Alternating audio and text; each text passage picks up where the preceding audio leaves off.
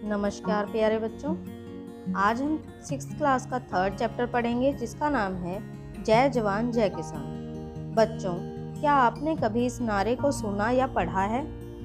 यह नारा हमें श्री लाल बहादुर शास्त्री जी ने दिया, जो भारत के दूसरे प्रधानमंत्री थे। लाल बहादुर शास्त्री जी का मानना था कि भारतीय जवान अपनी जान हथेली पर रख कर सीमा पर देश की रक्षा करते हैं।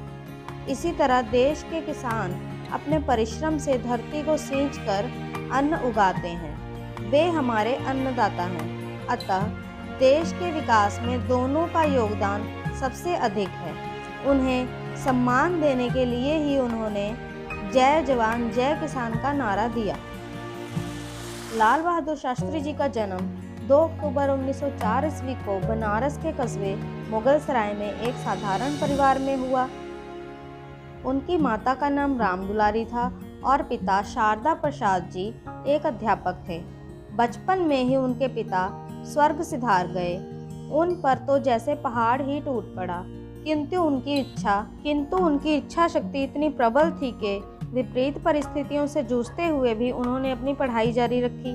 वे बचपन से ही साहसी, निडर, पक्के इरादे वाले और विनम्र स्वभाव के थे। उन्होंने प्रधानमंत्री के पद पर पहुंचकर यह सिद्ध कर दिया कि वे गुदड़ी के लाल थे। बच्चों, यहाँ पर गुदड़ी के लाल मुहावरा प्रयोग किया गया है, जिसका अर्थ है निर्धन परिवार में जन्मा एक गुणी व्यक्ति। उनका स्कूल गंगा पार था। नाविक गंगा पार ले जाने का 1 पैसा किराया लेता था। आर्थिक तंगी के कारण वे गंगा नदी को अक्सर तैर कर ही पार किया करते थे। एक बार वे मेला देखने गंगा पार गए। अपने सहपाठियों संग वापस आते हुए वे जानबूझकर पीछे रह गए, क्योंकि गंगा पार करने का किराया देने के लिए उनके पास पैसे नहीं थे। वे अपनी प्रबल इच्छा शक्ति के बल पर उस गंगा नदी को पार कर गए, जिसका पाट लगभग आधा मील चौड़ा था। हालांकि उनके मित्र उनका किराया देने का आग्रह भी करते रहे, परंतु वे विनम्रता से मना कर देते। उन्होंने किसी भी साथी से उधार मांगना अपने गौरव के विरुद्ध समझा।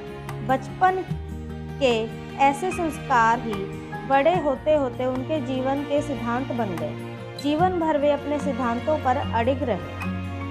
17 वर्ष की आयु तक पहुंचते पहुंचते वे देशभक्ति के रंग में रंग चुके थे। सन 1921 में जब असहयोग आंदोलन हुआ तो देश की पुकार ने उन्हें अपनी पढ़ाई छोड़ने पर मजबूर कर दिया। उन दिनों देश की खातिर उन्हें जेल भी जाना पड़ा। निज हित का बलिदान कर देश हित के लिए हमेशा तैयार रहना शास्त्री जी के जीवन का एकमात्र उद्देश्य रहा। जेल से आने के बाद मौका मिलने पर इन्होंने शास्त्री की पढ़ाई पूरी की। तभी से उनके नाम के साथ शास्त्री जुड़ गया। देश सेवा के लिए अपने परिवार का बलिदान देने वाले वे निराले देशभक्त थे। एक बार नैनी कारावास के दौरान इन्हें अपनी पुत्री के सख्त बीमार होने का समाचार मिला, तो उनकी पत्नी व मित्रों ने जेल से पैरोल पर रिहा होकर पुत्री की देखभाल करने की गुहार लगाई।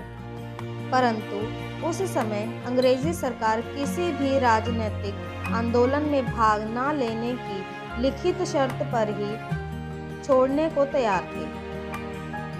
सिद्धांतों के मतवाले को यह मंजूर न था। बेटी की तबीयत निरंतर बिगड़ने लगी, परंतु शास्त्री जी देश हित के विरुद्ध कोई फैसला नहीं लेना चाहते थे और न ही लिया। फिर सरकार ने ही बिना शर्त उन्हें 15 दिन के लिए रिहा कर दिया। जब शास्त्री जी बेटी के पास पहुंचे, तब तक उसकी जीवन लीला समाप्त हो चुकी थी। ऐसे में शास्त्री जी दुखी जरूर हुए, परंतु आज़ादी के दीवाने के इरादे बिल्कुल भी न डगमगाए। उसी प्रकार एक जेल यात्रा में उन्हें पुत्र को टाइफाइड होने का संदेश मिला। फिर वही विकट समस्या। अपने सिद्धांतों से समझौता तो उन्होंने कभी किया ही नहीं था। इस बार भी ब्रिटिश सरकार ने उन्हें बिना लिखित शर्त के 1 सप्ताह के लिए रिहा किया। तब तक बहुत देर हो चुकी थी। बुखार 104 डिग्री से 106 डिग्री तक पहुंच गया। बेटे के होंठ भी सूज गए। जेल से रिहाई का 1 सप्ताह भी बीत गया। पुत्र ने कहा भी, बाबूजी अभी मत जाइए। कितनी विकट घड़ी थी। एक तरफ जिगर का टुकड़ा मौत से जूझ रहा था और दूसरी तरफ भारत माता की आज़ादी की पुकार। सिद्धांतों पर अटल शास्त्री जी ने भरे मन से बेटे से हाथ जोड़कर विदा ली और मातृभूमि की रक्षा के लिए जेल की तरफ चल पड़े। धन्य थे ऐसे वीर सपूत जिन्होंने अपने सिद्धांतों से समझौता करना आत्मघात समझा। वह दृढ़ निश्चयी और सिद्धांतवादी वीर नायक भारतवासियों को 11 जनवरी 1967 ईस्वी को छोड़कर चिर निद्रा में सो गया। समस्त भारतीयों ने उन्हें आंसू भरी आंखों से भावभीनी विदाई दी। उनका आदर्श जीवन आने वाली पीढ़ियों के लिए प्रेरणा स्रोत है। उनका नाम भारतीय इतिहास में सदैव अमर रहेगा। तो बच्चों, ये था पाठ 3 जय जवान जय किसान। इसके प्रश्न उत्तर हम अपनी नेक्स्ट वीडियो में करेंगे।